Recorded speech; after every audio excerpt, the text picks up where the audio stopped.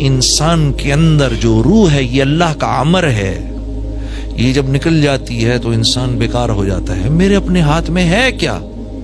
اسی طرح یہ گھر ہے، اس میں امن سکون اللہ کا امر ہے، یہ جب تک اللہ کا امر رہتا ہے یہاں سکون رہتا ہے۔ جب اللہ اس امر کو اٹھا لیتے ہیں تو بڑے سے بڑے محل کے اندر بھی لوگ ایک دوسرے سے نفرت کرتے ہیں۔ اسی طرح لوگوں کے دل آپس میں جڑے ہوں، محبتیں ہوں، یہ اللہ کا امر ہوتا ہے۔ اللہ دلوں کو جوڑ دیتے ہیں، جیسے بلال حبشی حبشہ کے رہنے والے تھے، ہاں، اور وہ صہیب رومی روم کے رہنے والے تھے، اور سلیمان فارسی فارس کے رہنے والے تھے، اور ہاں یہ دیکھو یہ شیخین یہ تو مکے کے رہنے والے ہیں، اور ان انصاری صحابہ کو دیکھو یہ تو مدینے کے رہنے والے ہیں۔ لیکن اللہ رب العزت کا امر تھا ان کے دلوں کو جوڑنا ہے۔ قرآن میں کتنی یمنون علیک ان اسلموا قل لا تمنوا علی اسلامکم بل اللہ یمن علیکم ان ہداکم للایمان ان کنتم صادقین۔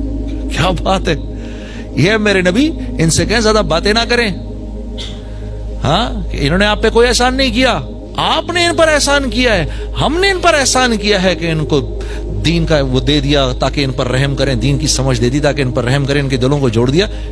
ان کو بولیں یہ کسی زعم میں نہ رہیں، اور یہ کن کے بارے میں آ رہا ہے؟ صحابہ کے بارے میں آ رہا ہے۔ ان سے کہو یہ کسی زعم میں نہ رہیں کہ یہ کوئی آپ پر بہت بڑا احسان کر رہے ہیں، ہم نے کیا جو کچھ بھی کیا ان کے لیے۔ تو اگر دل پھٹیں گے تو اللہ کی مرضی سے پھٹیں گے، دل جڑیں گے اللہ کی مرضی سے جڑیں گے۔ جب آدمی اللہ سے معافی مانگتا ہے اللہ خوش ہو کے دلوں کو جوڑ دیتے ہیں، ہاں۔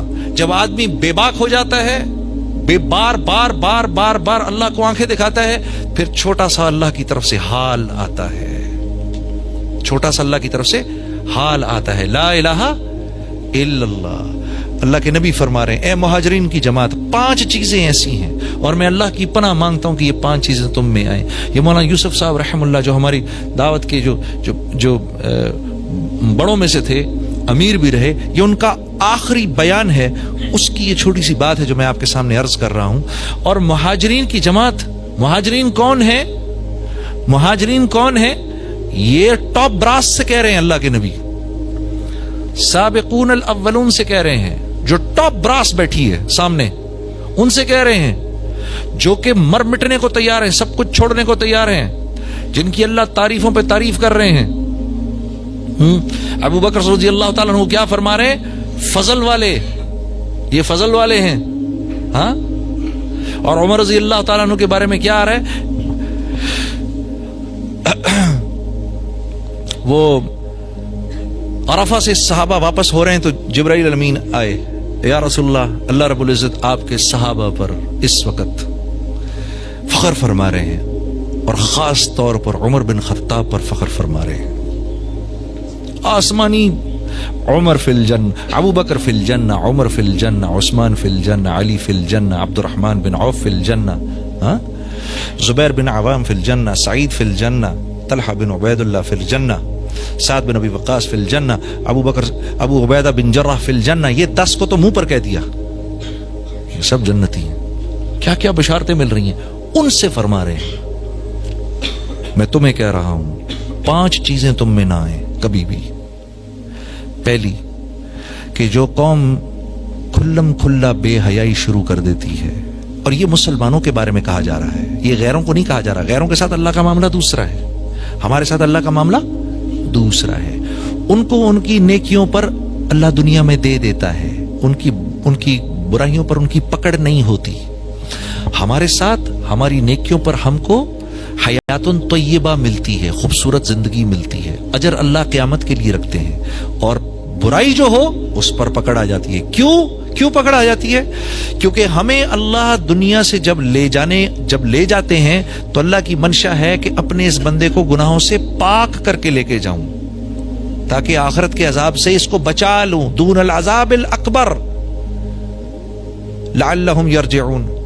میں نہیں چاہتا کہ یہ دنیا کی برائیاں لے کر میرے پاس آئے اور پھر آخرت کے بڑے عذاب میں مبتلا ہو۔ تو آپ نے فرمایا جو قوم کھلم کھلا بے حیائی کرتی ہے، اس قوم میں ایسے امراض آتے ہیں جس کا ان سے پچھلوں نے کبھی سنا نہیں ہوتا، ایسی اموات آتی ہیں کہ اس کا ان سے پچھلوں نے کبھی سنا نہیں ہوتا۔ جو قوم ناپتول میں کمی کرتی ہے، یعنی جس کے تاجر بے ایمان ہو جاتے ہیں، ہاں، تو اس قوم پر اللہ کی طرف سے ظالم بادشاہ کا تسلط ہو جاتا ہے، جو نہ ان کے بڑوں کی عزت کرتا ہے، نہ بچوں پر رحم کھاتا ہے۔ جو قوم زکوٰۃ روکتی ہے، اس پہ بارش روک دی جاتی ہے کہ ایک قطرہ آسمان سے نہ گرے اگر دنیا میں بے زبان جانور نہ ہو۔ جو قوم امانتوں کو ہڑپ کرتی ہے، وعدہ خلاف ہو جاتی ہے۔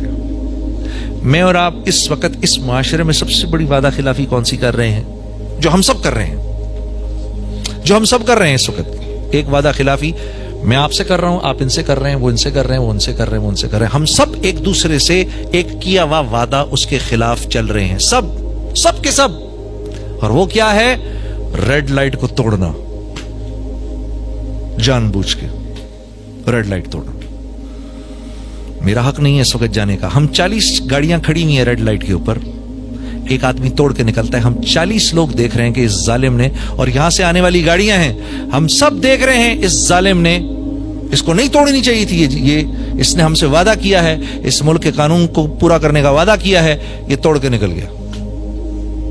تو جس قوم میں عام طور پر وعدہ خلافی آ جاتی ہے، جس قوم میں عام طور پر امانتوں کا ہڑپ کرنا آ جاتا ہے، اللہ کے نبی نے فرمایا اللہ اس قوم کو اس کے دشمنوں کے حوالے کر دیتے ہیں۔ ایسے میرے ہاتھ بندھے ہوئے ہوں، میرے ہاتھ ایسے بندھے، اور مجھے اس طرح میرے دشمن کے سامنے لے جایا جائے، مجھے، میرے گھر والوں کو، بیوی بچوں کو، سب کو ہمیں ایسے کھڑا کر دیا جائے، اس کے ہاتھ میں مشین گنے ہیں، تلواریں ہیں، خنجر ہے، وہ کہے جو کرنا ہے اس کے ساتھ اب آپ کریں، ہم جا رہے ہیں۔ وہ کیا کرے گا میرے ساتھ؟ میرا دشمن بوٹیاں کرے گا۔ یہ اللہ کا احسان ہے کہ ہماری بوٹیاں نہیں ہو رہی، ہو بھی رہی ہیں، لیکن مالک کا احسان ہے کہ میں اور آپ زندہ ہیں۔ جو قوم امانتوں کو ہڑپ کرتی ہے، جو قوم وعدہ خلافی کرتی ہے، اس قوم کو اللہ اس کے دشمنوں کے حوالے کرتا ہے۔ پھر آپ نے فرمایا وہ لوگ ان کے گھروں میں گھس کر ان کے مالوں کو لوٹتے ہیں، ان کے دشمن ان کے گھروں میں گھس کے ان کے مالوں کو لوٹتے ہیں۔ میں آپ کو حدیث کے الفاظ بتا رہا ہوں۔ 5ویں بات، پھر آپ نے فرمایا جو قوم اللہ کے قانون کو توڑتی ہے، ان میں آپس میں خانہ جنگی ہو جاتی ہے۔